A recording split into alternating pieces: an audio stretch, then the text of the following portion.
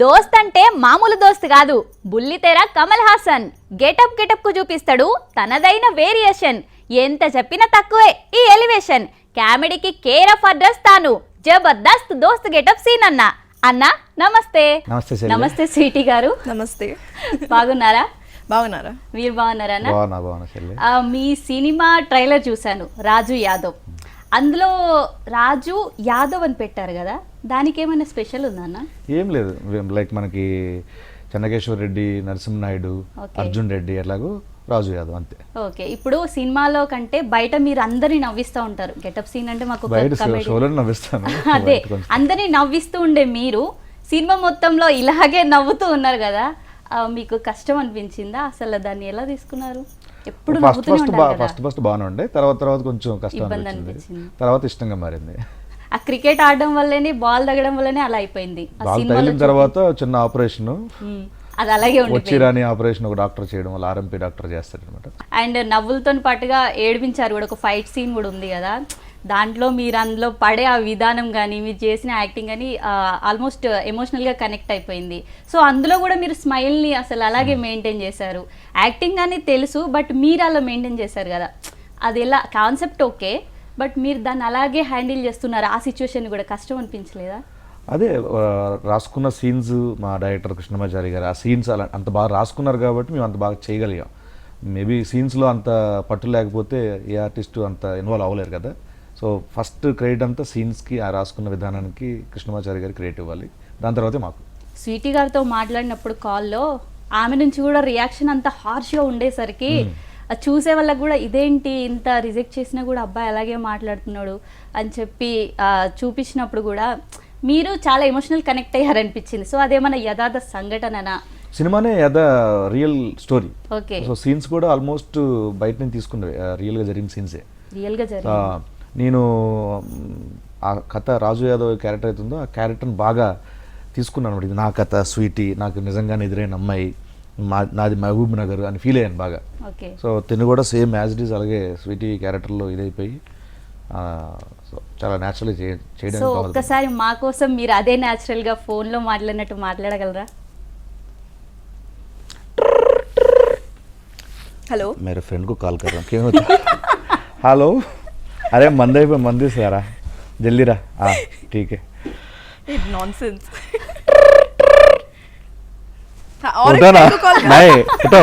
Friend కే call చేశారు కదా. Hello hello sweety. Who is this? Sweety. Hello hello sweety. Raju. No, Swiggy boy madam. वो जिस number saved है ना. हाँ बोलो, बात कर. हेलो हेलो స్వీటీ, నన్ను వదిలేస్తున్నావా? నువ్వు నాకు వద్దు.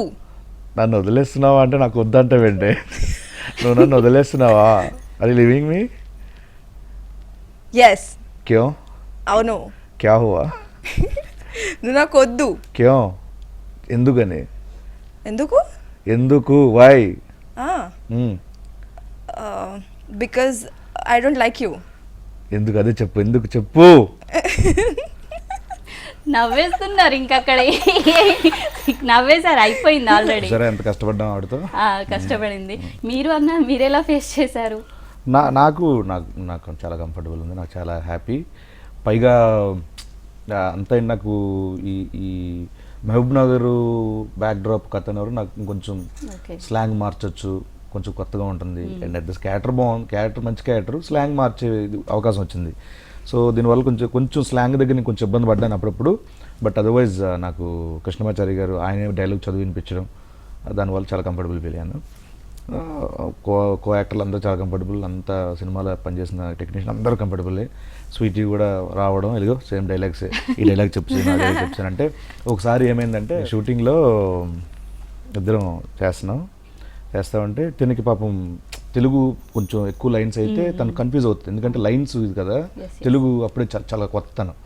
సో అప్పుడు ఏంటంటే అప్పటి వరకు డైలాగ్ చెప్పుకుని మళ్ళీ ఇక్కడ మాకు చేంజ్ చేసేవాళ్ళు, లొకేషన్లో చేంజ్ అవ్వడం. అప్పటి వరకు తను ఒక ట్యూన్ అయిపోద్ది కదా, సడన్ గా కొన్ని కూడా లేదు అని తీసినా కూడా మనకు కొట్టేస్తూ ఉంటుంది, మార్పు వచ్చేస్తుంది. సో తనకి చాలా ప్రాబ్లం అయ్యేది. అప్పుడు నన్ను అడిగే తను, सीनू ये डायलॉग क्या ये లేదు నేను बोल सकते कि नहीं ఇంక్లూడ్ करो ऐसा बोला అని చెప్పాను అనమాట. ఆ టేక్ ముందు వరకు మొత్తం అప్పుడప్పుడు చెప్పి నా డైలాగ్ని తను యాక్షన్ చెప్పగానే అమ్మాయి డైలాగ్ చెప్పి నా డైలాగ్ మర్చిపోయాడు. అలా చూసేవాడిని.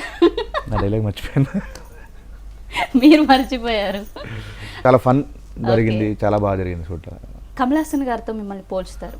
నాకు పోల్చడం కాదమ్మా, జస్ట్ బుల్లితెర కమల్ హాసన్ అని చాలా ఏదో కమెంట్లో పెడితే దాన్ని మీరు ఎలా తీసుకుంటున్నారు? నేను అసలు చాలా కష్టం అది, ఎందుకంటే ఆయన ఎక్కడ మనం ఎక్కడ అది కాదు, అది మ్యాచ్ చేయలేం, కష్టం. ఈ సినిమాతో మీరు ఒక నటుడుగా స్క్రీన్ కి పరిచయం అవుతున్నారు అంటే టోటల్ ఫుల్ లెంత్ ఒక మంచి ఫుల్ లెంత్. సో మీరు ఎంత టైం తీసుకుంటున్నారు కదా, సో మీరు దానికి సాటిస్ఫై అయ్యారా? అంటే ఆ మూవీ చేసినందుకు, ఆ రోల్కి నటుడుగా ఎంతవరకు సాటిస్ఫై అయ్యారు? నేను ఇప్పటి వరకు చేసిన దాంట్లో నటుడిగా అంటే నాకు ఇంకొంచెం స్పేస్ ఉంటే బాగుండేది, ఇంకొంచెం క్యారెక్టర్ ఉంటే బాగుండేది, కొంచెం పెద్ద ఉంటే బాగుండేది అని ఏ ఆర్టిస్ట్ అనుకుంటారు. అనుకోలేదంటే అది ఆర్టిస్టే కాదు. సో ఎందుకంటే దాంట్లో మెయిన్ లీడ్ యాక్టర్స్ ఉంటారు కాబట్టి వాళ్ళు కథ చెప్పాలి కాబట్టి మావి కొంచెం ఉంటాయి.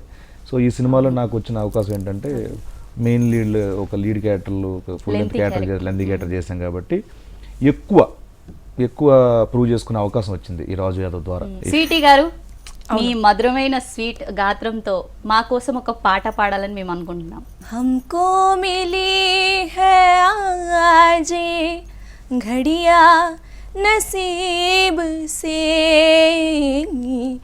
जी भर के देख लीजिए हमको करीब से,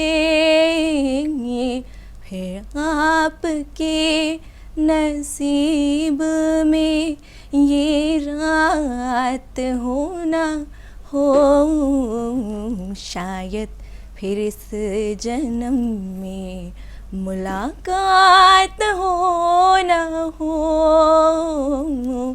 लग जा गले से సూపర్. అండ్ అన్న మీరు ఇప్పుడు పాటలు అంటే కష్టం పాడండి. మేము అనాలని అనుకోలేదు, మీరు పాడతా అనుకుంటున్నారు, పాడండి. కష్టం. ఒక్క పాట మీరు నేను మీ కామెడీ ఒకటి స్కిట్ చూసాను, అందులో ఒక 2 జల్లు ఇలా వేసుకొని ఇలా వేలు పెట్టుకొని వచ్చేస్తారు స్క్రీన్ మీదకి, అది మామూలుగా ఉండదు. మీరు పాట కూడా పాడతారు, ఏదైనా సరే ఒక పాట పాడండి అన్న. అసలు నాకు రాని మీలో ఉన్న సింగర్ని బయట పెట్టండి, నాకు రాని గాత్రం మాకు వినిపించండి, చెవులకు పట్టిన తుప్పు వదిలించండి. ఓహో అలా అంటారా? పాడండి. ఓకే, అది హమ్ మొదలు పెట్టాలని వచ్చేసింది. మత్ పూచనా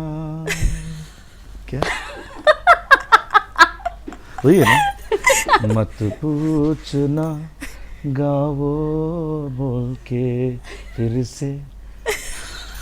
ఓకే అంతే, వదిలిపోయింది, ఇక చాలు, వదిలిపోయింది. Thank you so much. Lengthy క్యారెక్టర్తో వచ్చారు కదా, సో మీరు రావడానికి వెనకాల ఎవరైనా సపోర్ట్ చేశారా, లేదంటే మీ కష్టాన్ని నమ్ముకొని వచ్చారా? ఫస్ట్ నుంచి సోలోగానే ఇండస్ట్రీకి రావడం, ఒంటరిగా ప్రయత్నాలు చేయడం, ఆ క్రమంలో చాలామంది ఫ్రెండ్స్ వీళ్ళందరూ ఇది అవ్వడం. నాకు మ్యాగీ అన్న నా ఫ్రెండ్, తను ఫస్ట్లో సపోర్ట్ చేశారు. అండ్ అనిల్ అన్న, శ్రీనివాస్ అన్న, ఇలా చాలామంది, మన అంజద్ బాబు గారు, చాలామంది ఇలా నాకు బాగా సపోర్ట్ చేశారు. సో వాళ్ళ వల్ల అలా కొంచెం సినిమా షోలు చేయడం జరిగింది. దాని తర్వాత న్యూస్ ఛానల్స్లో అక్కడికి పనిచేస్తున్నప్పుడు నాకు వేణన్న నాకు పరిచయం. వేణన్న ద్వారా కొన్ని సినిమాలు చేశాను. ఆ సినిమాల తర్వాత డైరెక్ట్ జబర్దస్త్ వచ్చింది. సో చాలామంది సపోర్ట్ చేశారు.